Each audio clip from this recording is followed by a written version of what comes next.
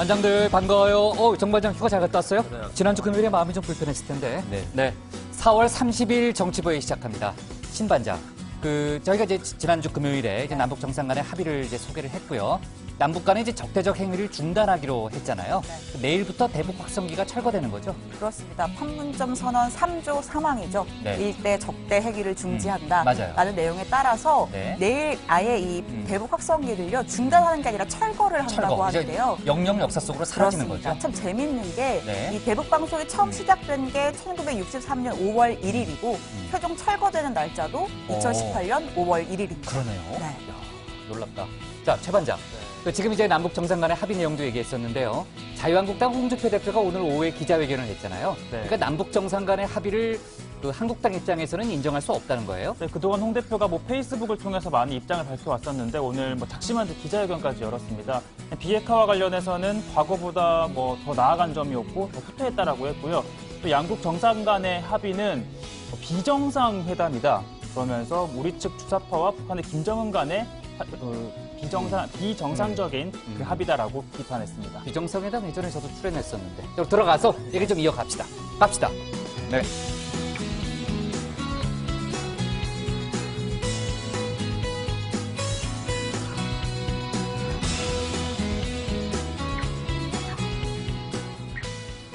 네, 반장들 자리에 앉았으면 정치부회의를 시작하죠. 저희가 지난주 금요일 특집 정치부 회의 또 특보를 통해서 남북 정상회담 소식을 전했는데요. 주말에도 이제 북한의 풍계리 핵실험장 폐쇄 방침 등 중요한 뉴스가 많이 나왔습니다. 그리고 남북 지도자 간의 합의를 이행하기 위한 조치가 오늘부터 본격적으로 이제 시작이 됐고요. 내일이 이제 5월이니까요. 내일부터 시작되는 5월에 이제 한미 정상회담, 북미 정상회담 잇따라 열릴 걸로 보입니다. 조금 전에 이제 신반장하고 확성기 얘기도 했지만요. 일단 5월 5일부터요. 남북이 표준시를 통일하는 일종의 시간 통일에 들어가잖아요. 그러니까 3년간의 시간 분단이 이제 종결이 됩니다.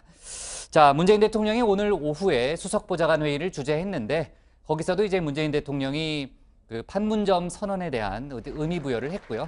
지금 이제 박수 소리는 안 나오지만요. 이제 문 대통령이 이제 입장하면서 큰 박수를 받았습니다. 네, 이제 첫 발을 내디딘 거니까 이제 후속 조치에도 만전을 기해달라는 당부를 이제 문 대통령이 했고요. 그 점에서 이제 정상회담 준비위원회였잖아요. 그동안 이제 임종석 실장이 위원장 역할을 맡았었는데 이행 추진위로 개편된다고 하네요. 네. 자, 그리고 문재인 대통령 이제 남북 합의서에 대한 비준 또 공포 절차를 밟아라라는 지시도 했는데 자세한 얘기는 이따가 최 반장 또 정 반장 발제를 들어보면서 얘기를 해보도록 하겠습니다. 자, 그렇고요. 하지만 이제 한국당 얘기도 이제 최 반장하고 했지만 이제 자유한국당 쪽에서는 부정적인 반응이라서 국회 논의 과정에서 진통은 예상됩니다. 하지만 드루킹 특검 주장과는 좀 달리 오히려 또 한국당이 고립되는 이제 그런 양상을 보인다. 이런 얘기도 있으니까요. 아무튼 국회 상황이 좀 복잡한데요. 최 반장 발제 때 자세히 얘기를 해볼게요. 참, 경찰이 이제 또 물벼락 갑질 논란을 빚은 조현민 전 대한항공 전무를 내일 소환하는 거 맞죠, 양 반장? 네. 내일 맞죠? 네. 업무방해 혐의가 일단 유력하게 거론이 되는데 특수폭행 혐의도 적용할 수 있다. 상황에 따라서는 그런 얘기까지 나오고 있습니다. 자세한 얘기는 양 반장 발제 때 해보는 걸로 할게요. 네, 오늘 정치부 회의는요. 먼저 신 반장 발제를 들어보면서 남북 정상회담 이후 후속 조치, 또 북미 정상회담 속보 등을 먼저 알아보고요. 국내 정치권 분위기를 이어서 짚어보겠습니다. 지방선거 관련한 얘기도 해보겠습니다. 그럼 먼저 신혜원 반장의 발제부터 시작하겠습니다.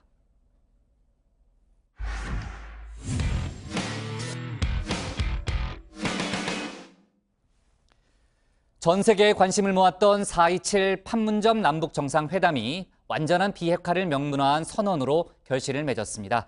다가올 5월 역시 뜨거울 전망이죠. 벌써 표준시 통일, 또 확성기 철거 등 남북 간 후속 조치가 발표됐고요. 북미 정상회담 논의 본격적으로 속도를 내고 있습니다. 오늘 청와대 발제에서는 말리마처럼 빠르게 진행되고 있는 한반도 비핵화 움직임을 집중적으로 살펴보겠습니다.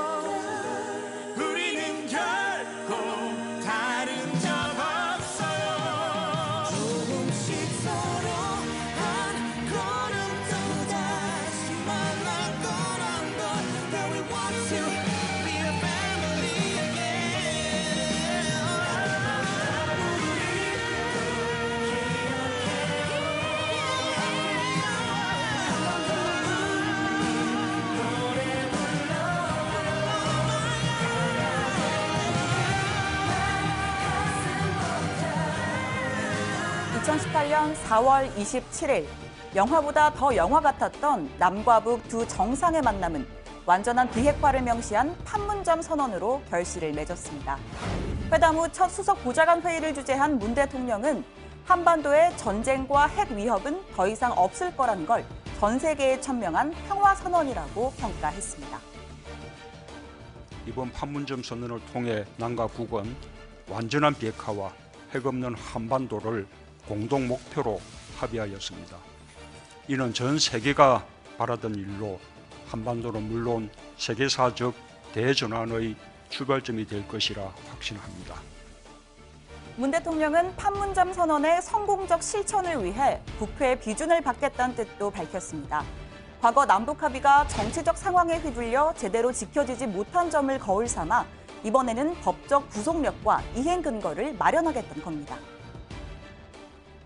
남북관계 발전에 관한 법률이 정한 남북 합의서 체결 비준 공포 절차를 조속히 밟아주시기 바랍니다. 정치적 절차가 아니라 법률적 절차임을 명심해 주기 바랍니다. 다만 국회의 동의 여부가 또다시 새로운 정쟁거리가 되는 것은 바람직하지 않습니다. 북미 정상회담 일정을 감안하면서 국회의 초당적 지지를 받을 수 있도록 잘 협의해 주기 바랍니다. 더 이상 후퇴는 없다. 이건 김정은 위원장도 같은 마음입니다. 김 위원장은 정상회담 첫 모두 발언에서 큰 합의를 해놓고도 10년 이상 실천을 못했다. 이제 미래를 보면서 손을 잡고 걸어나가자고 말했습니다. 지난 시기처럼 아무리 좋은 합의나 글이 나와도 발표돼도 그게 제대로 이행되지 못하면 또 오히려 이런 만남을 가지고도 좋은 결과가 또 좋게 발전하지 못하면 기대를 품었던 분들한테 오히려 더 낙심을 주지 않겠나. 남북은 각각 후속 조치에도 나섰습니다. 우리 국방부는 군사적 긴장의 근원이 되는 일체의 적대 행위를 중지한다는 판문점 선언에 따라 당장 내일부터 휴전선 일대에 설치된 대북 확성기를 철거하겠다고 발표했습니다. 그 군사적 신뢰 구축을 위한 초보적 단계로서의 가장 쉽게 시작할 수 있는 부분이라고 일단 생각을 해서 먼저 시작을 하고요. 이 부분은 판문점 선언에 명시가 되어 있는 상황이라. 북한도 발빠르게 움직이고 있습니다. 평화의 집에 걸린 벽시계 2개가 각각 다른 시간을 가리키는 걸 본 김 위원장이 평양 표준시를 서울 표준시에 맞추겠다고 약속했고 북한 최고인민회의 상임위원회가 표준시 변경을 5월 5일부터 적용하겠다고 공표한 겁니다. 하나는 서울 시간, 다른 하나는 평양 시간을 가리키고 있었는데 이를 보니 매우 가슴이 아팠다며 북과 남의 시간부터 먼저 통일하자고 제안했습니다. 전격적인 조치가 연달아서 나온 건 남북 정상이 속도의 중요성에 대해서도 공감했기 때문입니다. 문 대통령이 과거를 돌아볼 때 가장 중요한 건 속도라고 강조했고 김 위원장은 김여정 부부장 부서에서 만든 말리마 속도전을 남북 통일의 속도로 삼자고 화답했습니다. 자, 여기에 미국도 올라탔습니다. 문 대통령에게 남북회담 성과를 전해받은 트럼프 대통령이 김 위원장과 5월 내에 만나겠다며 북미 회담 고삐를 당겼습니다. I think we'll have a meeting over the next 3 or 4 weeks. It's going to be a very important meeting. The denuclearization of the Korean peninsula of North Korea. The denuke. 자, 트럼프 대통령 속도를 더 냈으면 냈지 줄일 생각은 없어 보입니다. 한반도 비핵화가 가시화되면서 노벨상 후보로 급부상했기 때문이죠.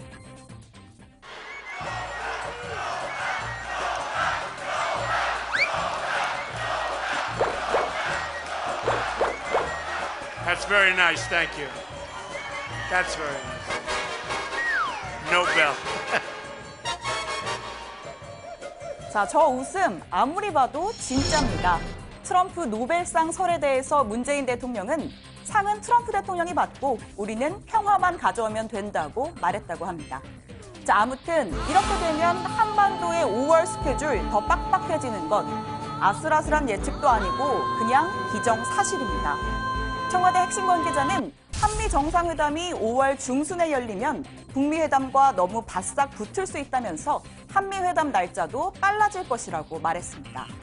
그러니까 5월 초 당장 내일부터 한미, 한중일 정상회담 일정이 정해지고 이어서 5월 중하순에 북미 회담, 이게 성공하면 곧장 북중 또 남북미 정상회담도 열리게 될 겁니다.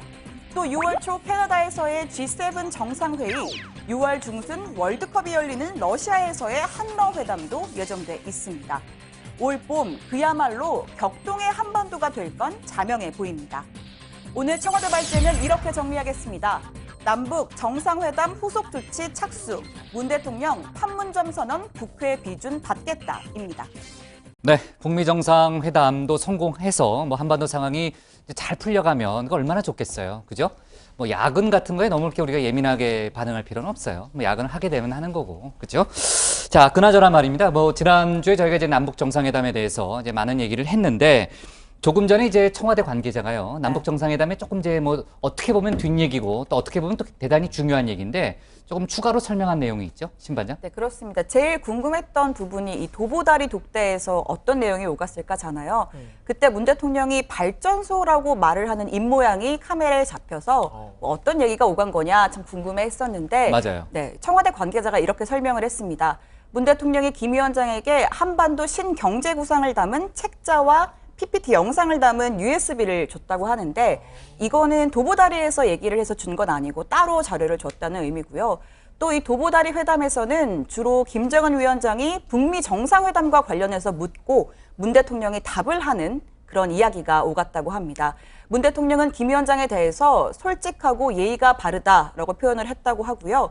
또 나중에 저 도보다리 방송을 문 대통령이 직접 보고 새 소리가 나는 가운데 이렇게 조용하게 두 정상이 대화하는 그림 참 좋았다라고 평가도 했다고 합니다. 저희는 되게 궁금했어요. 그렇습니다. 그렇죠? 새소리밖에 안 들려가지고. 네. 네. 아, 잠깐만. 좀 전에 이제 신반장이 얘기했지만은 그러니까 이제 김정은 국무위원장이 북미 정상회담에 대해서 많이 물었다는 거죠. 그렇습니다. 그거를 이제 문 대통령이 답변을 네. 하는 그런 대화가 많이 오갔군요. 그렇죠. 향후 이제 한반도 일정에 대해서 주로 논의를 했을 텐데 네. 제일 중요한 건 역시 북미 회담일 테고 그 외에도 뭐 경제 교류나 아니면 스포츠 교류 이야기도 했다고 해요. 아, 그래요? 근데 네. 그 김정은 위원장 농구 사랑이 굉장히 유명하잖아요. 유명하잖아요. 로드만도 뭐 몇 번 가고. 그렇죠. 아, 로드만이 오늘 어디 인터뷰한 거 보니까 본인이 이제 뭐 그 남북 정상회담의 큰 역할, 뭐 북미 정상회담 포함해서요, 뭐 큰 역할을 한 것처럼 또 인터뷰도 했더라고요. 그렇습니다. 그 정도로 하여튼 사랑이 대단한데 네. 뭐 경평 축구보다는 일단 농구부터 교류를 하자 아, 뭐 그래요? 이런 제안도 했다고 아, 그런 하고 얘기도 오갔대요. 네, 뭐 그러면서 이렇게 나름 이 스포츠 자존심 대결이 있잖아요. 네네. 옛날에는 우리 북한이 강했는데 최근에 좀 약해졌다. 네. 뭐 남한이랑 지금 싸우면 뭐 질 것 같다. 2m 넘는 선수가 많지 않느냐. 뭐 이런 얘기도 또 했다고 합니다. 아, 그래. 네. 그런 얘기까지 오갔군요. 자, 좋습니다. 또 도보다리 회담 이후에 그 판문점 평화의 집으로 이동해서 또 한 15분 정도 또 독대해서 또 얘기를 했다고 그러더라고요. 네, 아까 뭐 설명 여러 가지 들어보니까. 얘기들이 나왔는데 한라인 관련 설명도 나왔다고 해요. 네. 김 위원장이 언제든 걸면 받는 거냐라고 물어보니까 문 대통령이 그건 아니고 네. 실무선에서 약속을 정해놓으면 네. 우리가 쉽게 걸고 받을 아. 수 있다 이렇게 설명을 해줬다고 합니다. 걸고 싶었던 모양이네요. 그런 것 김정은 같아요. 위원장이. 네. 그렇죠? 자, 좋습니다. 그 금요일 정상회담이 끝나고요. 주말 사이에 이제 문재인 대통령이 미일러 정상과 전화 통화를 했습니다. 이제 남북 간 전격적인 합의가 아주 뭐 전향적인 합의가 이루어졌기 때문에 이제 또 주변 국가의 공조가 상당히 중요하잖아요. 뭐 이제 외교전 상당히 속도를 내고 있는데 최 반장, 그 미국의 이제 트럼프 대통령하고 가장 먼저 전화 통화를 한 거죠. 네, 문재인 대통령은 트럼프 대통령과 그 정상회담 다음 날이었던 토요일 28일에 오후 9시 15분부터 75분 동안 전화 통화를 했습니다. 우선 문 대통령이 트럼프 대통령의 통 큰 결단이 남북, 북미 회담 성사에 기여했다는데 남북 정상이 공감했다라는 뜻을 전했고요. 트럼프 대통령도 김정은 위원장과의 회담을 고대하고 있고 매우 좋은 성과가 있을 것이다. 문 대통령의 전화를 언제라도 최우선으로 받겠다라고 화답을 했습니다. 이어서 어제 오전에 일본 아베 총리하고 또 통화를 했습니다. 문 대통령이. 이렇게 얘기했습니다. 김정은 위원장에게 아베 총리도 북한과 대화할 의사를 갖고 있으며 과거사 청산에 기반을 둔 북일 국교 정상화를 바란다는 점을 전달했다. 이렇게 아베 총리한테 얘기를 했다는 거죠. 문재인 대통령이 북일 간 중재자 역할까지 지금 자처를 한 모양새인데 이에 따라서 북일 정상회담 성사 가능성도 커졌습니다. 잠깐만, 5월 달에 이제 행사가 많은데 5월 초에 한중일 정상회담이 일본에서 열리잖아요. 그럼 거기서도 또 중요한 논의가 오갈 가능성이 높겠네요, 정반장. 그렇습니다. 그럴 가능성이 있고요. 또 문 대통령이 이 러시아 푸틴 대통령하고도 통화를 했습니다. 남북러 삼각 협력 사업 공동 연구에 착수하자 이런 제안을 했고요. 중국 시진핑 주석과는 통화가 아직 이루어지지는 않았지만 왕이 외교부장이 다음 달 2일부터 북한을 방문할 예정입니다. 북한 이용호 외무상이 초청을 해서 방문을 하게 됐는데 남북 정상회담의 성과를 듣고 북미 회담에 앞서서 비핵화 해법을 조율할 것으로 예상이 됩니다. 특히 판문점 선언에 담긴 4자 회담을 언급하면서 중국의 역할을 강조할 것으로 보입니다. 지난번에 저희가 한번 다뤘던 것 같은데 시진핑 주석이 이제 뭐 5월이든 6월이든 북한을 갈 가능성이 높다. 뭐 이런 얘기를 저희가 했었던 기억이 나는데 지금 뭐 남북 정상회담 이후에 시진핑 주석이 6월쯤 북한을 갈 거다라는 전망이 뭐 계속해서 나오고 있고요. 중국 정부도 부인하진 않습니다. 부인하진 않고 있고요. 아까 이제 신 반장이 얘기했던 대로 정말 5, 6월에 정말 연쇄 정상회담이 열리네요, 신 반장. 네, 핵심은 북미 정상회담이죠. 뭐 당초에는 5월 말 또는 6월께 열릴 것으로 전망이 됐는데 트럼프 대통령이 3, 4주 내에 열겠다. 그러니까 5월 중에 열겠다라고 못을 박으면서 북미 회담을 전후해서 열릴 주변국들과의 회담 일정도 모두 조금씩 빨라질 전망입니다. 이 판문점 선언에 이런 내용이 있습니다. 남북은 정전협정 체결 65년이 되는 올해에 종전을 선언하고 정전협정을 평화협정으로 전환한다. 평화체제 구축을 위한 남북미 3자 또는 남북미 중 4자 회담 개최를 적극 추진해 나가기로 했다. 이렇게 명시가 되어 있죠. 일각에선 북미 회담의 성공을 전제로 해서 정전협정 체결일인 오늘 7월 27일에 종전선언을 할 가능성이 유력하다는 분석까지 나옵니다. 네. 그리고 이제 저희가 이제 금요일 특집 방송 때 나왔던 얘기는 아닌데요. 그 이후에 김정은 위원장이 직접 풍계리 핵실험장을 5월에 폐쇄하겠다. 이런 의사를 이제 밝힌 것으로 이제 확인이 됐잖아요. 뭐 언론에도 이걸 뭐 다 공개하겠다. 이런 입장도 내놨고요. 네, 김정은 위원장이요. 미국이 북한에 대해 체질적 거부감을 갖고 있지만 우리와 대화를 해보면 내가 남쪽이나 태평양상으로 핵을 쏘거나 미국을 겨냥해 그럴 사람이 아니라는 점을 알게 될 것이다. 이렇게 얘기를 했다고 합니다.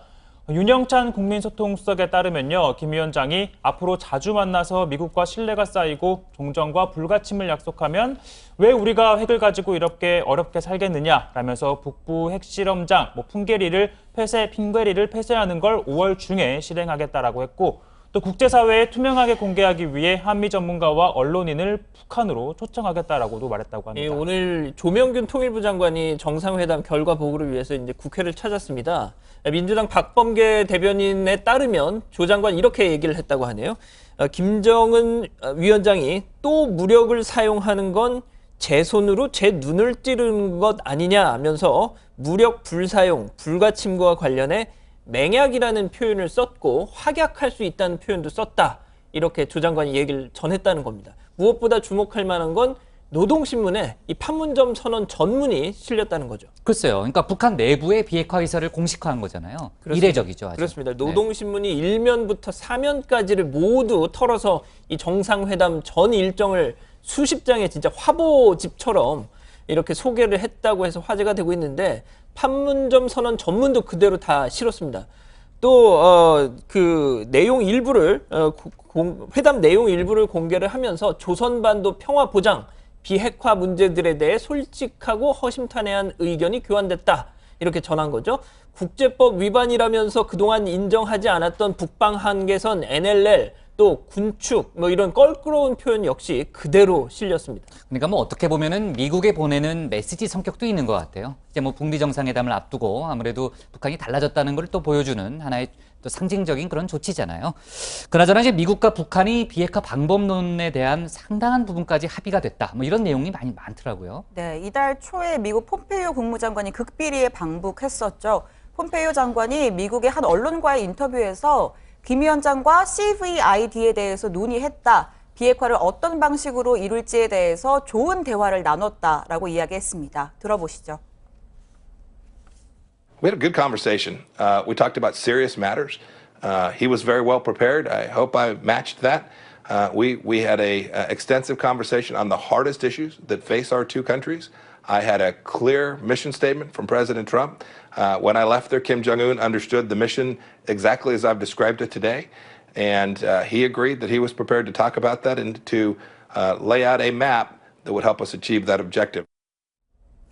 네, 폼페이오 장관뿐만 아니라 존 볼턴 백악관 NSC 보좌관도 핵폐기 검증을 강조하면서 북한의 비핵화 방식은 리비아의 것과는 차이가 있다. 북한이 자신들의 결정에 대해서 증명함으로써 빠르게 움직일 수 있을 것이다. 라고도 설명했습니다. 네, 정상회담 뒷얘기는 뭐 계속해서 나오고 있는데 뭐 저희가 그걸 다 소개할 수는 없고요. 그 만찬 뒷얘기 뭐 한두 개만 좀 다뤄보면요. 그 김정은 위원장이 원래 대단한 애연가로 알려져 있잖아요. 근데 만찬 때는 뭐 딱 한 대만 피웠다. 카메라 피해서요. 뭐 그런 얘기가 있더라고요. 그러니까 저도 참 궁금했는데요. 이 담배 피는 모습이 안 잡혀서 만찬이 한 3시간 정도 진행이 됐죠. 8시쯤에 이 만찬장 바깥에 마련된 별도의 장소에서 딱 한 번 담배를 피웠다고 합니다. 사실 청와대는 김 위원장이 애연가라는 점을 고려해서 이 두 정상이 독대하는 도보다리 이 탁자 위에도 이 차와 잿더리를 함께 준비해 놨었다고 합니다. 그런데 이때는 아예 한 번도 담배를 꺼내지 않았죠. 청와대 관계자는 김 위원장이 훨씬 연장자인 문 대통령을 고려한 것으로 보인다라고 설명을 했습니다. 네, 또 만찬 때 영상을 보면 김 위원장 얼굴이 조금 빨갛게 상기되어 있는 듯한 모습이 보이잖아요. 약간 졸린 듯한 눈도 있고 네, 표정도 있고요. 예. 만찬 참석자들 전원에 따르면 우리 측 관계자들이 김 위원장을 찾아가서 술을 권하면 단 한 번도 거절하지 않고 혼쾌히 원샷을 했다고 합니다. 원샷이요? 그런데 뭐 아시다시피 이번 문배주 만찬 때 아니었어요? 그렇습니다. 문배주? 문배술이 이 도수가 한 40도 안팎이잖아요. 어. 그래서 원래 뭐 김 위원장 주량이 뭐 와인 10병이다, 뭐 세다 이런 얘기가 있긴 했는데 어쨌든 적지 않은 술을 마신 게 분명해 보입니다. 또 환송 행사 때 나왔던 또 배경음악 화제가 되고 있더라고요. 원 드림 원 코리아라는 곡인데 2015년 광복 70돌 기념사업 차원에서 만들었던 노래인데 작곡가 김영석 씨가 만들고 엑소의 백현 씨, 또 방탄의 정국 씨, 레드벨벳의 뭐 웬디 뭐 이런 케이팝 가수들이 대거 동참했다고 합니다. 또 당시에 새정치연합 대표였던 문재인 대통령도 이 노래에 참여했다고 하더라고요. 아, 그래요? 예. 문 대통령도 함께 부른 거는 몰랐네요. 네. 그렇습니다. 하여튼 노래가 상당히 화제가 되고 있는 건 분명해 보이고요. 자, 오늘 청와대 발제는요. 이렇게 정리하겠습니다. 문 대통령 판문점 선언 후속 조치의 속도를 이렇게 정리하겠습니다. 다음은 최종혁 반장의 발제를 들어보겠습니다.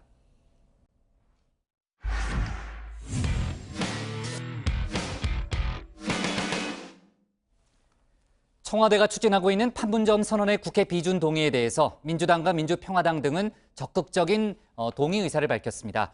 하지만 남북 정상회담에 대해 연일 비판을 쏟아내고 있는 자유한국당은 비준 동의에 대해서도 부정적인 입장입니다. 그러면서 드루킹 특검 카드를 재차 강조하는 등 대여 공세에 고삐를 죄고 있죠.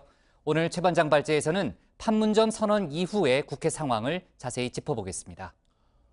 네, 6.13 지방선거를 앞두고 국회의 여야 주도권 싸움이 커지고 있는 만큼 비준 동의 문제는 앞으로도 핵심 쟁점이 될 것으로 보입니다. 당장 민주당은 남북 회담의 성과를 되짚어보고 합의 결과가 지속적으로 이행될 수 있도록 그 법적 근거를 마련한다는 방침입니다. 소중한 결실과 기회가 헛되지 않도록 하겠습니다. 판문점 선언이 불가역적이며 실질적인 효과를 거두기 위한 제반 제도화에 앞장설 것이며 필요하면 국회 비준도 검토하겠습니다. 그리고 당장 통일부 장관이 오늘 민주당을 찾아왔습니다. 당 지도부와 의원들로부터 박수갈채를 받았는데요. 이번 정상회담의 결과를 자세히 설명하는 시간을 가졌습니다. 그러나 자유한국당의 입장은 분명합니다. 비준 동의 반대입니다. 홍준표 대표는 이번 회담을 남북 위장평화쇼다. 8번 속고도 북한을 또 믿냐며 연일 비판을 이어가고 있습니다. 또 원내 협상을 책임질 김성태 원내대표도 마찬가지입니다. 김정은에게 아양을 뿌린 그 사람들이 무슨 눈치로 남북 정상회담을 국회 비준으로 처리하자는 것입니다. 양심불량도 양심불량이 있을 수가 없습니다. 반면 민주평화당과 정의당은 정상회담을 긍정적으로 평가하고 비준 동의도 찬성한다는 입장입니다. 평화당 조배숙 대표, DJ가 뿌린 햇볕 정책의 씨앗이 싹 튼 것이다라고 평가했고요.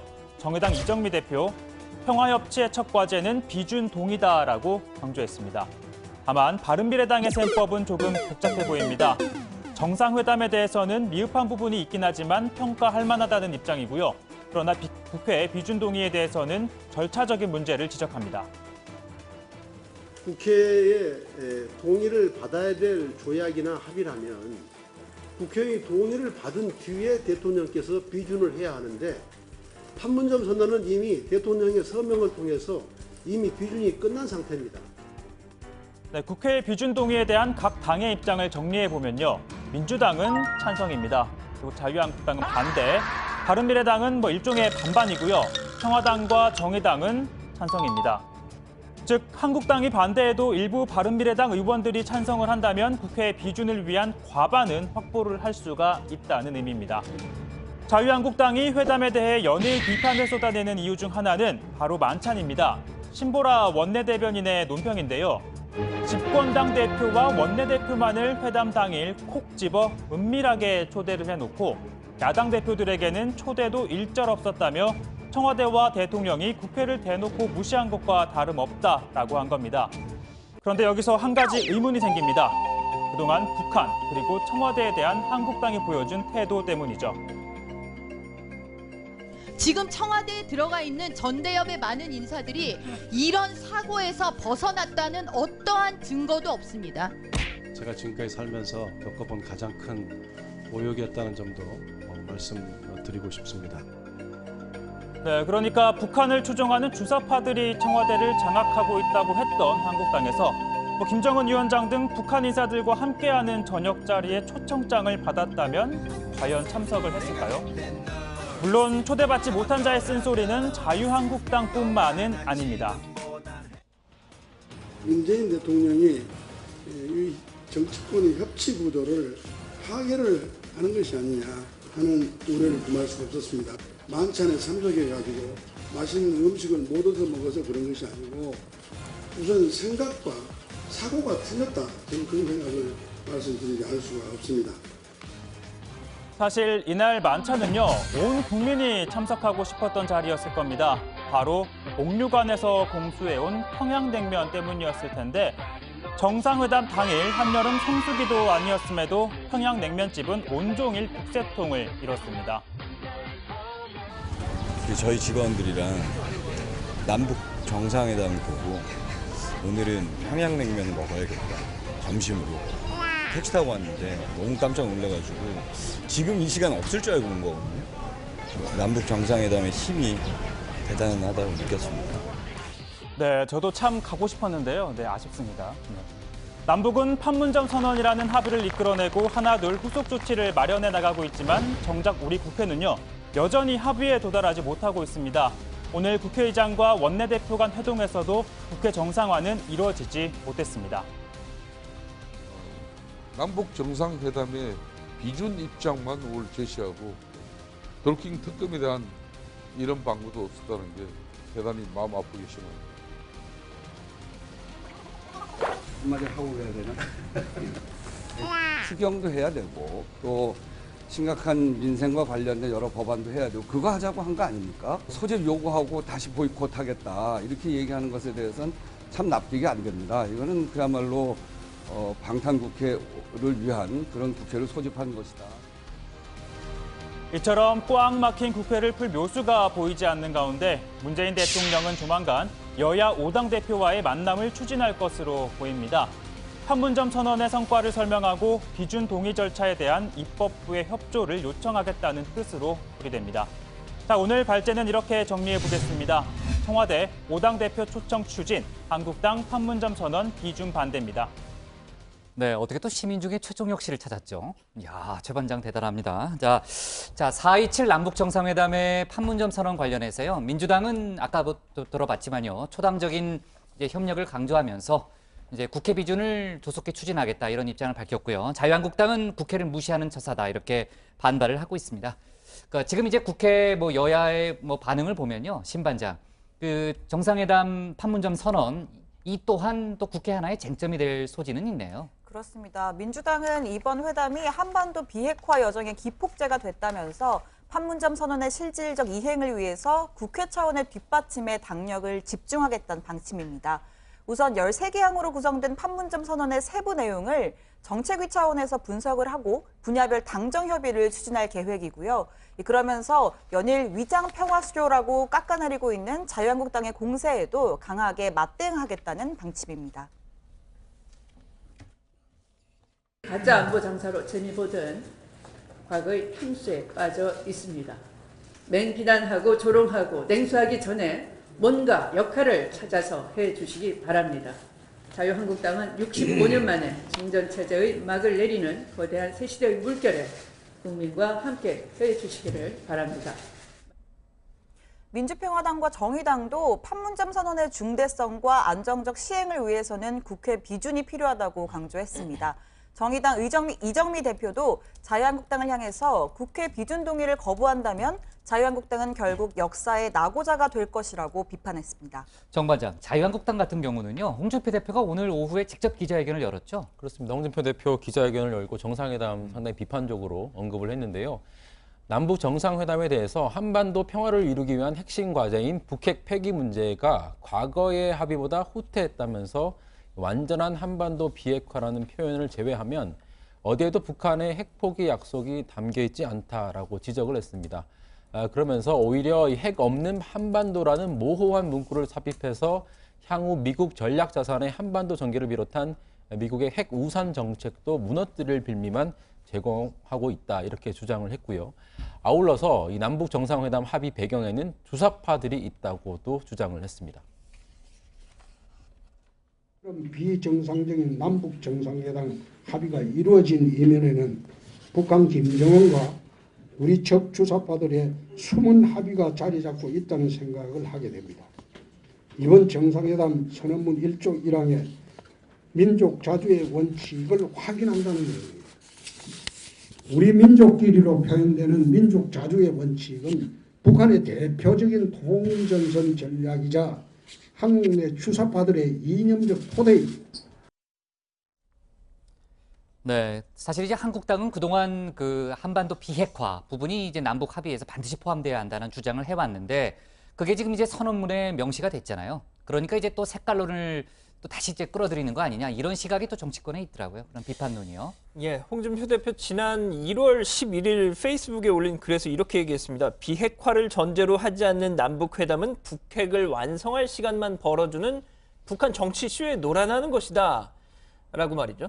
전희경 대변인도 지난 2월에 남북 대화의 첫째도 둘째도 북한의 핵 포기와 무력 도발 중단이라고 했고요. 지난달 홍지만 대변인은 비핵화만 이루어진다면 어떠한 형태의 정상회담이라도 우리는 환영한다라고 하는 등 자유한국당은 비핵화와 무력 도발 중단을 줄곧 강조해왔습니다. 그리고 바로 이 같은 표현이 판문점 선언에 담겼고 북한도 노동신문을 통해서 전문을 고스란히 실었죠. 북과 남은 그 어떤 형태의 무력도 서로 사용하지 않을 때 대한 불가침 합의를 재확인하고 엄격히 준수해 나가기로 하였다. 북과 남은 완전한 비핵화를 통해 핵 없는 조선 반도를 실현한다는 공동의 목표를 확인하였다. 네, 방금 이춘희 아나운서 얘기도 들었겠지만 완전한 비핵화, 무력 도발 중단이라는 표현을 북한에서도 공식적으로 발표를 한 겁니다. 그러나 자유한국당은 완전한 비핵화라는 표현은 추상적이다. 북핵 폐기에 대해 어떠한 약속 이행에 일정표도 없다라고 비판을 하고 있는 거고요. 오늘 홍준표 대표의 기자회견도 마찬가지였습니다. 그러나 이 같은 홍 대표와 자유한국당 지도부의 입장에 대해 당 내에서도 비판의 목소리가 나오고 있는데요. 유정복 인천시장이 오늘 페이스북에 올린 글입니다. 일단 남북 정상회담에 대해서는 정치인의 한 사람으로서 시장 민 2세로서 진심으로 환영한다라고 했고요.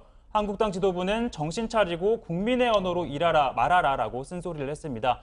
유 시장은 홍 대표를 비롯한 당 지도부는 아직도 정신을 못 차리고 있다면서 남북 정상회담 관련 무책임한 발언으로 국민 기대에 찬물을 끼얹는 몰상식한 발언이 당을 더 어렵게 만들어 가고 있다. 당 지도부는 정신 차려야 한다라고 비판했습니다. 네, 관련한 움직임은 또 이따 야당 발제에서 추가로 또 알아보겠지만요. 일단 자유한국당은 드루킹 사건, 그 남북 정상회담 이전에 상당히 공세를 퍼부었던 그 드루킹 사건을 다시 또 많이 강조하는 그런 모양새예요. 네, 일단 오늘 오전에요. 당 북핵 폐기 추진 특위가 정상회담 평가 간담회를 열기도 했습니다. 위원장인 김무성 의원, 문재인 대통령의 노력에 대해서 높이 평가한다라면서도 비핵화 문제 해결을 위해 실질적인 진전이 있느냐 하는 부분에 대해서 의구심이 든다라고 지적을 했습니다. 그러면서 동해선, 경의선 철도 도로 연결과 현대화를 명시해서 우리 국민들이 엄청난 경제적 부담을 지게 됐다라고도 했습니다. 또 김정은 위원장에 대한 인식도 우려스럽다고 지적했습니다. 우리 국민들이 벌써 평화가 정착된 것 같은 분위기에 취해서 안보 의식이 무장 해제되고 있어서 굉장히 큰 문제라고 생각을 합니다. 우리 젊은이들 가운데 김정은 위원장이 솔직하고 믿음이 간다는 긍정적인 인식이 확산됨으로써 잔인한 독재자에 대한 경계심이 허물어지고 있는 현상이 우려됩니다. 제가 조금 이따가 이 야당 발제 때 좀 더 자세히 설명을 드리겠지만 한국당은 드루킹 특검에 대해서도 다시 목소리를 내기 시작했습니다. 지난 주말 동안에도 이 특검 수용을 촉구하면서 장외 투쟁을 벌였습니다. 김성태 원내대표는 특검만 받아들여진다면 국회를 즉각 정상화하고 추경과 국민투표법, 방송법을 포함한 현안들에 대해서도 전향적으로 검토하겠다는 입장을 이미 밝혔고 5월 임시국회를 소집해 놓은 상태입니다. 하지만 민주당은 여전히 특검은 불가능하다 이런 입장이고요. 한국당이 소집한 5월 국회 역시 방탄국회다 이런 입장인 거죠, 양 반장. 그렇습니다. 일단 철회할 것을 요구했습니다. 민주당이 자유한국당이에요. 우원식 원내대표 이렇게 얘기합니다. 4월 내내 국회를 보이콧하더니 5월 국회를 일방적으로 소집한 거는 이거는 체포 동의안이 제출된 자유한국당 홍문종, 염동열 의원을 보호하기 위한 방탄국회다. 5월 국회 소집 요구가 진정성이 있으려면 이를 철회하고 다시 여야 합의로 국회를 소집해야 한다. 이렇게 얘기를 했습니다. 네, 그리고 바른미래당의 경우에는요, 이 판문점 선언에 대한 평가에 대해서는 민주당을, 특검에 대해서는 자유한국당의 입장에 동조를 하고 있습니다.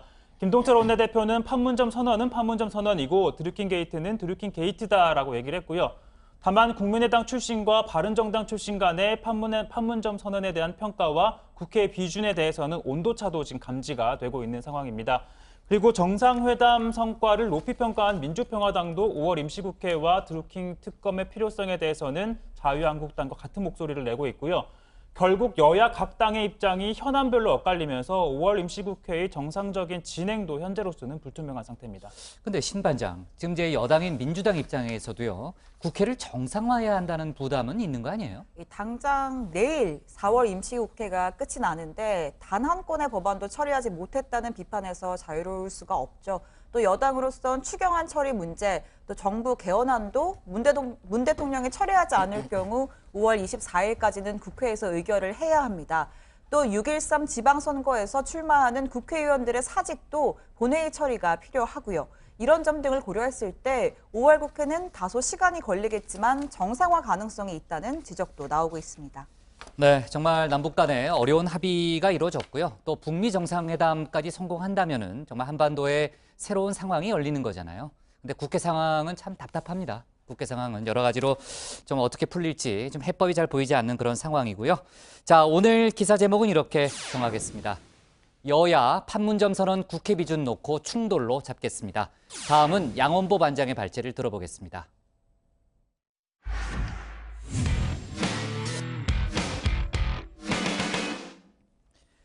네, 남북 정상회담 소식 조금 더 이어가 볼 텐데요. 잘 짜여진 한편의 드라마 같았던 정상회담이지만은 중간중간 의도치 않았던 돌발 상황이 생기면서 회담을 지켜보던 많은 사람들에게 웃음과 재미를 안겨준 순간도 있었죠. 회담은 끝났지만 그런 장면들이 여전히 화제가 되고 있는데 오늘 양 반장 발제에서는 미처 다루지 못했던 비하인드 스토리, 또 다른 정치권 뉴스도 함께 알아보도록 하겠습니다. 네, 그렇습니다. 지난 금요일 날 복부장과 저희 반장들이 진행했던 특집 정치부회 그리고 뉴스룸 끝나고 했었던 이 뉴스특보 4부.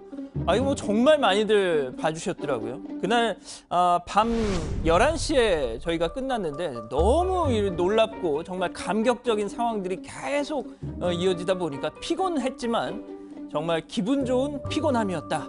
감히 말씀드릴 수 있을 것 같습니다. 저희 방송 실시간 채팅창을 보니까요.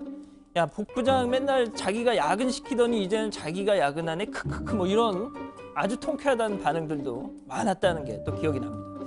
자, 비하인드 컷 정말 많았습니다. 첫 번째, 목숨 건 취재입니다.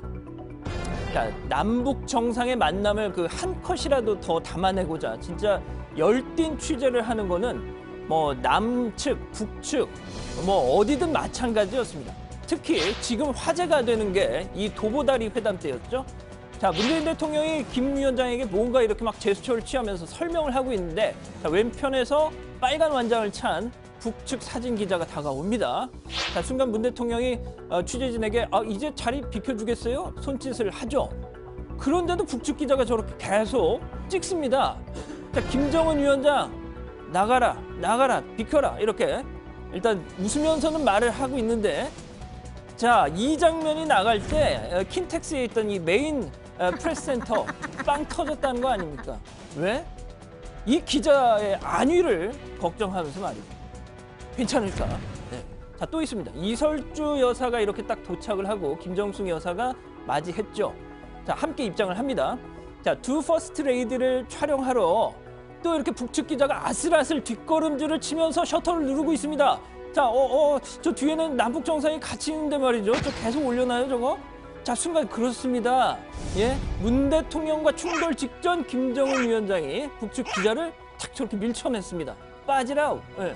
자, 저 북측 사진 기자 아까 그 도보다리에서 본 그 사진 기자가 아닐까 싶은데 정말 걱정되는데요. 하지만 크게 걱정할 거 없습니다. 자, 김정은 위원장 놀랍게도 프레스 프렌들리 하더란 겁니다. 이렇게 말이죠.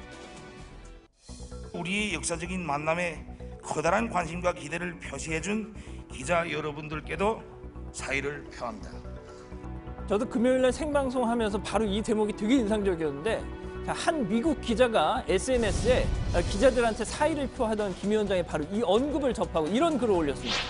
자, 대통령, 그러니까 여기서 대통령 자기네 나라 대통령이니까 도널드 트럼프 미국 대통령이죠.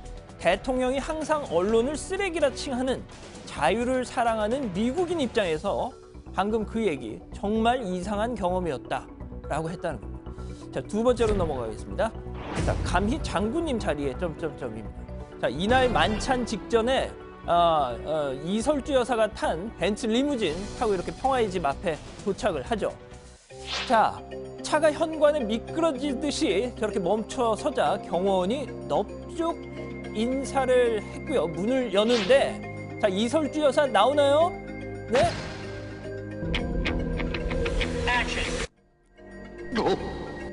반대편으로 그것도 또 직접 문을 열고 나옵니다. 자, 왜 저기서 나온 걸까요?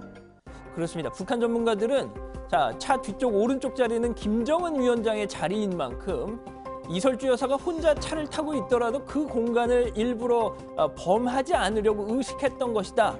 이렇게 해석을 하더라고요. 뭐 아무리 부부라도 이 최고 존엄은 넘사벽이다 이런 얘기겠죠. 자, 그런 장면이 또 있었습니다. 문재인 대통령과 김정은 위원장이 이렇게 의장대 사열하면서 레드카펫을 걷고 있었을 때였죠. 자, 김여정 부부장 그리고 김영철 부위원장이 무심코 이 양 정상의 뒤를 쫓고 있었습니다. 자, 바로 그때 한 남성이 다가와서 나가시라고요 하듯이 이렇게 팔을 잡아챕니다. 아무리 백두혈통이어도 여동생이라도 예외가 아니었던 거죠. 자, 이 간 큰 남자 누군가 했더니 집사로 불리던 김창선 부장이었다죠. 자, 화제를 바꿔보겠습니다. 뭐 그렇게 기분 좋은 소식은 아닌 것 같습니다만. 자, 정상회담 다음 날이었던 지난 토요일 대한애국당 등 이 친박단체 서울역에서 집회를 했습니다. 솔직히 저는요, 이분들 반응이 정말 궁금했습니다. 남북 정상회담을 극찬했던 트럼프 미국 대통령에 대한 실망감, 뭐 배신감 같은 거 혹여 이분들이 느끼지 않을까 싶어서 말이죠. 자, 트럼프를 비난할까? 아니면 또 집회 이 성조기를 오늘은 또 그날만큼은 집에 두고 나오지 않았을까? 자, 과연 어땠을까요? 김정은하고 문재인하고 손잡고 미국하고 한번 붙겠다는 선언을 해버렸단 말이에요. 자, 4.27 정상회담에 대해서 뭐 모두가 환호하고 모두가 박수칠 필요는 없습니다. 비판할 수 있죠. 하지만 팩트를 왜곡해서는 안 되겠죠. 앞서 청와대 발제 때 보셨지만 트럼프 대통령 지금 뭐 이 남북 정상회담에 고무돼서 북미 정상회담 성공 가능성에 지금 뭐 싱글벙글이지 않습니까? 자, 이게 어디 한판 붙을 사람 표정입니까? 자, 이어서 한번 들어보시죠. 대통령 부인이라는 사람은 무엇이 그래 할 말이 많은지 좀 조숙하든지 대통령 옆에 있는데도 거다가 나불나불 거리고 있어요. 자, 김정숙 여사가 그날 그 어색한 분위기를 깨보려고 대화를 주도하고 그런 걸 두고 들으신 것처럼 나불나불거린다 이렇게 좀 속되게 표현했습니다. 또 있습니다. 6.15 선언을 지키자고 14선언을 지키자고 그러면은 200조 들어갑니다. 200조. 핵폐기 한마디도 얘기 안 하고 200조를 약속하는 이런 미친 X가 어디 있습니까? 자, 조원진 대표 현직 국회의원입니다. 원외 아닙니다. 현직 국회의원입니다. 문재인 대통령한테 들으신 것처럼 미친 XX 사석도 아니고 보신 것처럼 5개 대중집회에서 이렇게까지 막말을 해야 하는 건지 싶습니다. 직접 판단해 보시죠. 오늘 준비한 소식은 여기까지입니다. 정말 문맥상 문 대통령을 지칭하는 건 맞는 것 같아요. 저대로 봤을 땐 그죠? 저도 뭐 판단은 안 하겠습니다. 뭐 이건 다정의 가족분들이 직접 판단을 하실 거니까요. 자, 그나저나 이제 남북 정상회담의 장면이 외국인들한테도 정말 인상적이었던 모양이에요. 그 비틀즈 리더였던 존 레논의 부인 그 오노요코라고 알죠? 만장들도. 그 정상회담을 보고 이제 문재인 대통령 포함해서 지금 이제 자막이 나가고 있지만요. 두 사람이 정말 대단한 일을 했다. 우리 남편이 기쁨에 겨워 우주를 뛰어다니는 모습을 봤다. 뭐 이렇게까지 좀 표현을 했더라고요. 그 평화를 상징하는 노래로 알려진 이매진을 오노요코가 존 레논이랑 같이 작사를 작사했어요. 했다. 맞아요, 이런 맞아요. 얘기도 있죠. 맞아요. 평화운동 했잖아요. 네. 그죠? 자, 그나저나 이제 뭐 남북 정상회담 소식은 또 많이 다뤘으니까 주제를 잠깐 좀 바꿔볼게요. 그 대한항공 이제 갑질 논란 얘기를 좀 다뤄봐야 되는데 조양호 회장의 부인 이명희 씨의 해외 명품 구입 내역이 담긴 문서가 발견됐다. 뭐 이런 보도가 나왔네요. 네, 머니투데이 보도인데요. 미세스 DDY 지출 내역이라는 문건입니다.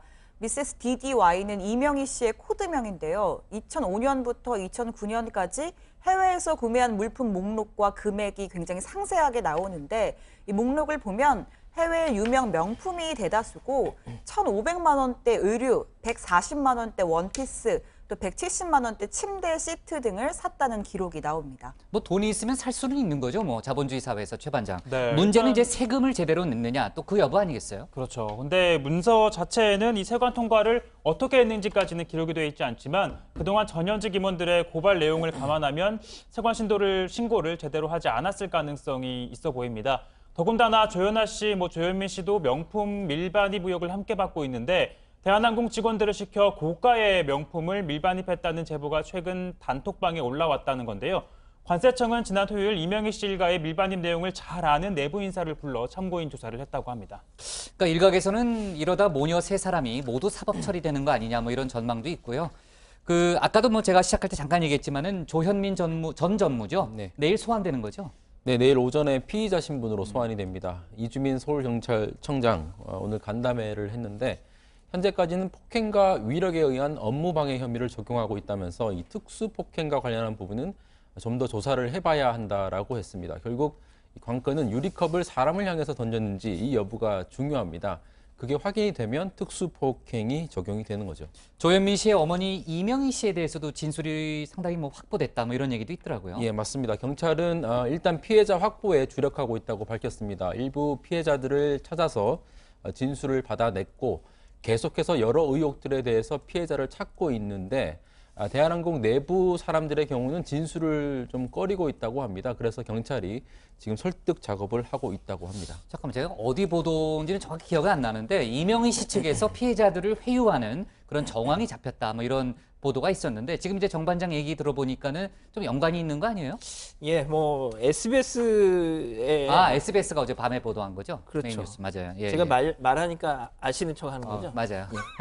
예, SBS 기억났어요. 이명희 씨 갑질을 제보했던 그 한진 조 회장 일가의 그 운전기사였던 한 남성이 운전기사한테 한 남성이 은밀하게 이 거액을 제시하면서 사실상 입을 봉해달라라는 제안을 했다는 겁니다. SBS 보도가. 그 남성은 조양호 회장 집사인 일명 김 소장이라 불리는 사람이었다는 거죠. 억대 돈을 건넨 사례도 있다고 SBS는 보도를 했습니다. 물론 대한항공은 뭐라고 해명을 했을까요, 부장? 사실관계는 확인하기 어렵다. 확인이 어렵다. 그렇죠. 그렇죠? 예. 네. 뭐 기억이 안 나는 것처럼 할 수도 없네. 왜냐면 양 반장이 저렇게 물어봐가지고요. 자, 그나저나 이제 대한항공 직원들이요, 그 촛불 집회를 준비하고 있다. 뭐 이런 보도도 있더라고요. 네, 회사 측의 방해 시도를 막기 위해서 구체적인 일정 협의는 비공개로 진행 중인데요. 집회에 사용할 손팻말과 구호, 현수막 초안, 집회 때 부를 노래 등 다양한 아이디어를 논의 중이라고 합니다.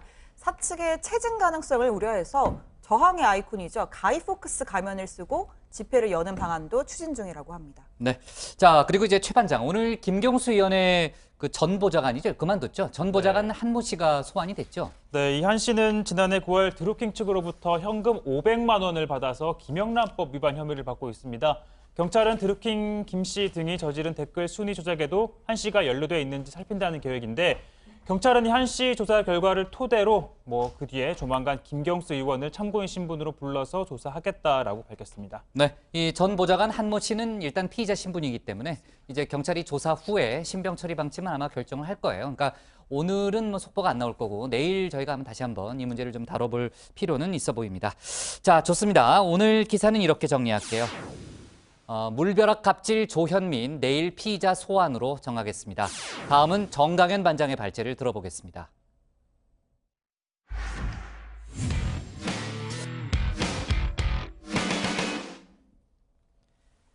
판문점에서 불어온 남북 간의 훈풍이 이번 지방선거의 최대 변수가 될 거란 전망이 나오고 있습니다. 드루킹 댓글 사건으로 전국의 주도권을 노리던 자유한국당에는 어떻게 보면 비상이 걸린 분위기가 감지가 된다죠. 오늘 야당 발제에서는 이른바 판문점 훈풍에 맞서는 자유한국당의 전략 등을 자세히 분석해 보겠습니다.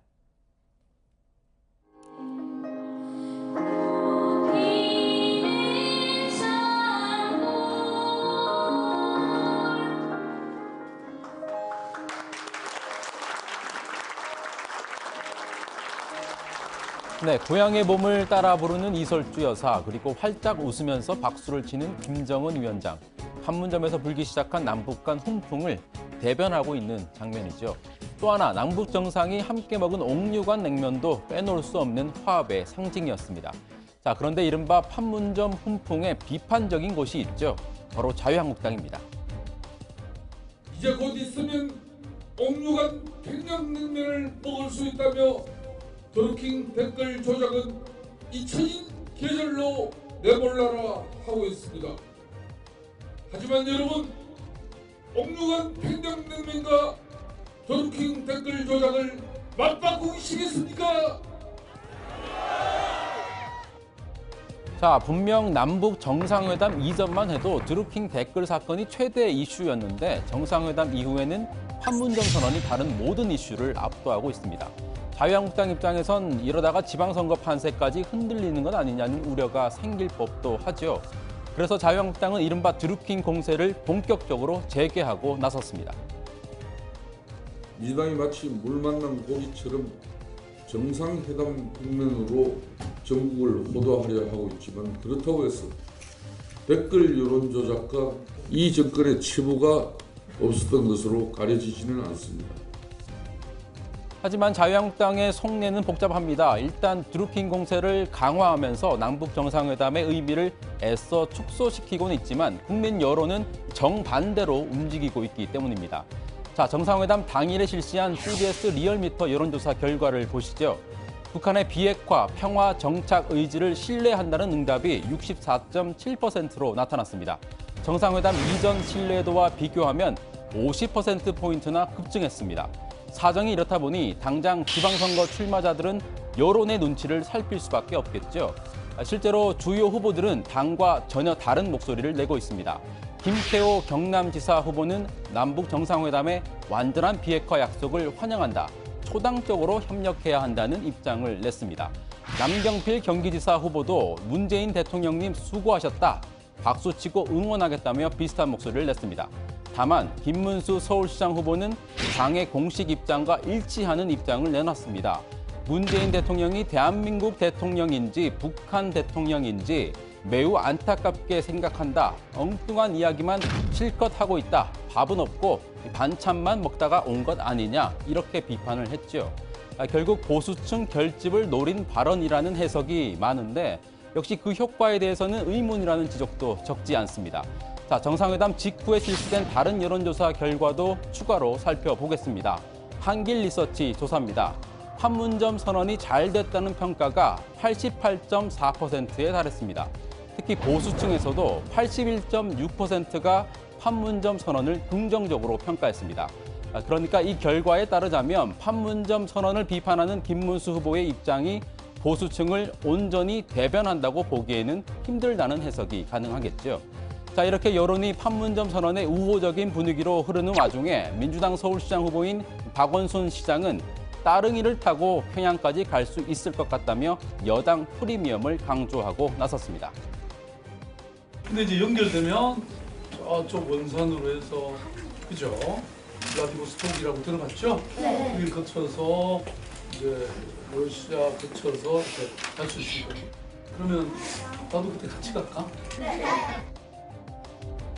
반면 바른미래당 안철수 후보는 복잡한 심경입니다. 합의보다 더 중요한 것은 이행이다. 이렇게 신중한 시각을 보였습니다. 한편으론 정상회담 국면이 서둘러 지나가기를 바라는 마음도 애둘러 나타냈습니다. 이제 남북 정상회담 끝나고 본격적으로 지방선거 국면으로 접어들 겁니다. 그렇게 되면 과연 어떤 후보가 능력이 있고 비전이 있는지를 시민들께서 비교하실 겁니다. 다시 뛰자 서울 화이팅! 자, 오늘은 남북 정상회담을 바라보는 자유한국당의 복잡한 심경을 음악에 담아봤습니다. 정치가 음악을 만났을 때.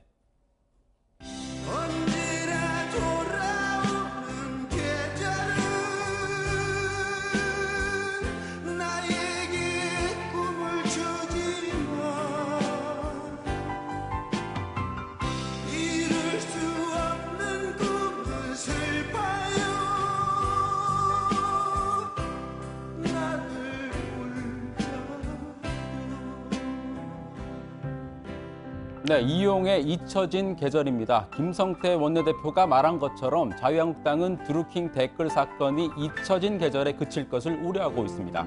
실제로 남북 정상회담에서 시작된 이른바 판문점 훈풍의 위력이 심상치가 않습니다. 순전히 정치적인 측면에서만 보자면 자유한국당이 수세에 몰렸다는 평가가 많습니다. 판문점 선언과 드루킹 댓글 사건이 맞물린 가운데 6월 지방선거가 44일 앞으로 다가왔습니다. 오늘 야당 기사 제목은 한국당 드루킹 공세 재개, 속내는 복잡입니다. 네, 사실 뭐 이제 여러 가지 이슈가 선거 때는 나오는데 어떤 이슈가 뭐 더 강하냐 이렇게 저희가 뭐 단정적으로 얘기하기는 어렵지만은 그 남북 정상회담 이슈는 워낙 파괴력이 크다는 데 대해서는 전문가들의 의견이 일치해요. 그러니까 이제 자유한국당 입장에서는 이제 드루킹 댓글 사건이 뭐 한창 달아오를 때 그때는 이제 호기를 잡았다 뭐 이런 판단을 좀 많이 했던 것으로 알려져 있잖아요. 그러니까 이제 상대적으로 조금 그 내부적으로는 이제 남북 정상회담 분위기를 그렇게 뭐 달갑지 않게 여기는 기류가 있다. 뭐 이런 얘기가 있더라고요. 사실 남북 정상회담 전만 해도 뭐 드루킹 사건 특검 요구가 정치권에서 굉장히 있었죠. 특검 도입 여부를 놓고 정치권이 충돌을 하고 있던 상황이었습니다. 하지만 이른바 드루킹 논란 다소 잠잠해진 반면에 판문점 선언에 대한 관심이 뜨거워지고 있고 게다가 44일 앞으로 다가온 6.13 지방선거 전에 한미 정상회담 또 북미 정상회담까지 열릴 가능성이 있기 때문에 북핵 이슈가 지방선거의 최대 변수가 될 거란 전망이 나오고 있습니다. 정 반장, 자유한국당은 그래도 드루킹을 다시 오늘부터 밀고 있는 거죠? 그렇습니다. 뭐 이슈 주도권을 빼앗기면 안 되겠다. 뭐 이런 판단을 한 것 같습니다. 어제 오늘 국회에서 드루킹 댓글 사건을 지속적으로 거론하고 있습니다. 우선 김성태 원내대표 얘기부터 들어보시죠. 옥류관 평양냉면으로 잠시나마 국민의 시선을 다른 곳으로 돌려놓을 수 있을지는 몰라도 이 숱한 의혹들을 구렁이 담 넘어가듯 어물쩍 넘어갈 수는 없습니다. 남북 정상회담으로 국민의 시선을 다른 곳으로 돌려놓고 이 사건들을 이대로 무마하려 한다면 그것이 바로 여론 조작이 될 것입니다. 앞서 여당 발제에서도 살펴봤지만 자유한국당은 드루킹 사건을 또 강조를 하면서 한편으로는 이 정상회담의 결과물인 판문점 선언을 비판하고 있습니다. 지방선거를 앞두고 보수층을 결집하기 위한 전략적인 접근이다, 이런 해석이 많습니다. 보수층 결집을 노렸다고는 하지만 과연 이것이 얼마나 효과적인가에 대해서는 회의적인 시각도 없지 않습니다. 자유한국당이 지금 판문점 선언에 대해서 알맹이가 없다 이렇게 비판을 하고 있는데, 정상회담 직후인 28일과 29일 이틀 동안 한길리서치에서 실시한 여론조사 한번 보시죠. 자, 전체 응답자 가운데 88.4%가 판문점 선언이 잘 됐다라고 이렇게 호평을 했습니다. 특히 보수층 가운데서도 81.6%가 판문점 선언을 긍정평가했거든요. 적어도 이 조사에 따르자면 진보 보수 가릴 것 없이 긍정적인 반응이 압도적인 상황인 것이죠. 참고로 한길리서치의 이번 조사는 정당 지지도, 후보 지지도를 포함하지 않는 비선거 여론조사여서 선거 여론조사 기준에 준하거나 조사 결과를 선관위 홈페이지에 등록할 의무가 없는 일반 사회 여론조사입니다. 아, 그렇군요.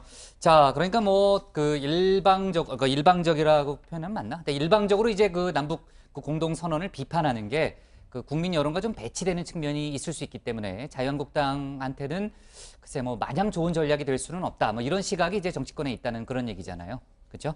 자, 아무튼 그렇기 때문에 아까 정 반장이 얘기했던 대로 자유한국당의 일부 후보는 또 당의 방침하고는 또 반대되는. 내부에서도 비판이 나오고 있습니다. 내부에서도 좀 비판. 아까 우리 최 반장 발제 때 그런 얘기가 있었잖아요. 그죠? 또는 이제 그 남북 정상회담이 성공적이었다, 이렇게 평가하는 그런 후보도 좀 등장하는 그런 상황이라는 거죠. 자, 좋습니다. 어쨌든 자유한국당은 드루킹 댓글 사건 여러 가지 계속해서 쟁점을 제기하고 있으니까 저희가 또 상황을 좀 더 지켜볼게요. 자, 오늘 야당 기사 제목은요, 이렇게 정리할게요. 한국당 드루킹 공세 재개, 속내는 복잡으로 잡겠습니다.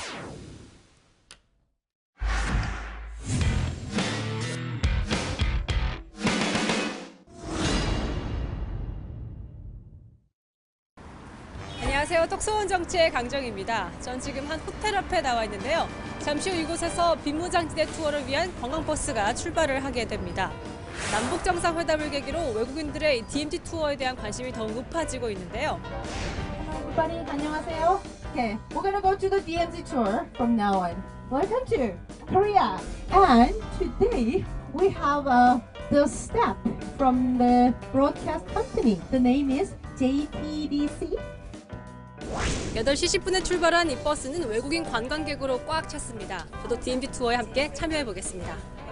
비무장지대 투어는 임진각, 도라산역, 도라산 전망대, 제3땅굴을 돌아보는 코스입니다. 오늘만 해도 40명이 가까운 외국인 관광객이 이 버스를 꽉 채웠는데요. 비무장지대 관광에 나선 외국인 관광객들을 직접 만나보겠습니다. This is kind of living history and I would really like to visit it and see how it looks there. Yeah. So were you interested in Korean history before that? Yes, I was. I'm from Germany and I have some Korean friends there and they teach me a lot about Korea and so I wanted to see it by myself. I think it's a really interesting time in history and it's been a little precarious for the last few months, and so to see this change is very hopeful. So I think it's a very positive thing. I'm excited to be around when it's happening. 네, 이제 서울에서 약 1시간을 달려 이곳 임진각에 도착을 했습니다. 본격적으로 투어가 이곳에서 시작이 되는 건데요. 경기선 장단역 증기기관차도 보입니다. 한국 전쟁 중에 피폭된 후 계속 비무장지대에 남아있는 남북 분단의 상징물이고요. 자유의 다리로 가는 길엔 보시는 것처럼 남북 통일을 염원하는 글귀들이 있습니다. 네, 처음으로 도착한 이곳은 도라산역입니다. 이곳에서는 보시면 평양 방면, 이곳에서 열차를 타면 평양까지 갈 수 있다는 얘기입니다. 2002년 2월 조지 W 부시 미국 대통령이 방한했을 때 김대중 대통령과 함께 이곳을 방문해서 연설도 하고 서명을 했습니다. 저도 하나만 주실래요?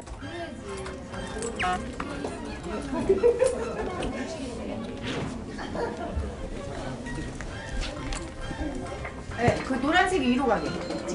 노란색 스탬프. 아, 노란색이 위로 가게. 동그랍니다. 예. 네, 지금은 이렇게 기념 입장권이지만 제가 만약에 이곳에서 표를 사게 된다면 평양으로 갈 수 있는 겁니다. 네, 이곳은 도라산 전망대입니다. 오늘 날씨가 굉장히 맑은 편이어서 이 전망대에서 망원경을 통해서 직접 볼 수 있을 것 같은데요. 생각보다 굉장히 멀리 있는 것도 잘 보입니다. 와, 교과서에서만 보던 그런 풍경을 직접 망원경을 통해서 보니까 느낌이 또 굉장히 다르고요. 생각보다 건물들이 굉장히 많아요. 마치 우리나라에서 개발 중인 신도시 그런 느낌이 좀 나고요. 끝났어요. 마지막으로 도착한 이곳은 제3땅굴입니다. 실은 모형인데요. 보시는 것처럼 내부 사진 촬영은 금지가 되어 있습니다. 땅굴이지만 1시간에 3만 명이 이동할 수 있는 규모로 되어 있는 땅굴이고요. 이곳은 제3땅굴 모형 외에도 DMZ 전시관, 영상관도 함께 마련되어 있습니다. 네, 이렇게 비무장지대 투어를 마쳤습니다. 투어를 함께한 외국인들의 생각은 어떨까요? 직접 한번 들어보겠습니다.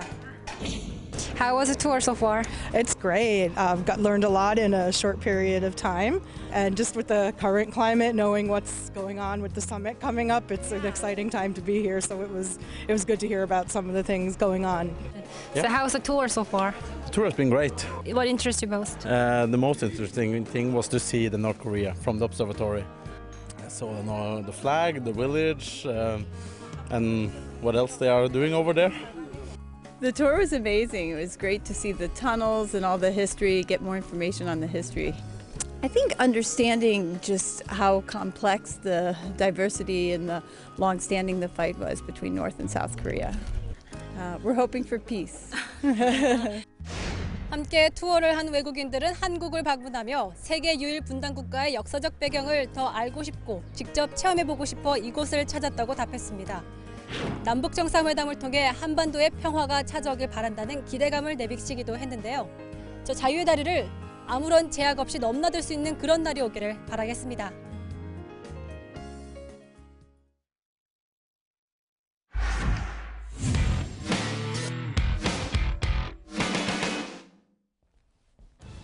오늘 저희가 고른 한 컷은 아시안게임 남북축구 단일팀 구성 어려운 이유입니다.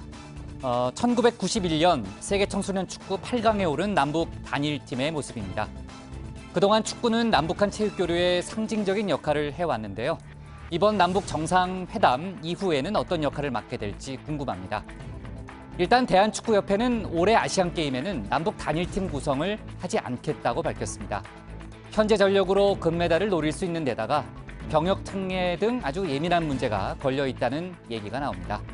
글쎄요, 당장 상황이 여의치 않다면요, 공동 훈련, 또 친선 경기 등 서로 윈윈할 수 있는 방안부터 찾아보는 건 어떨까 하는 생각도 듭니다.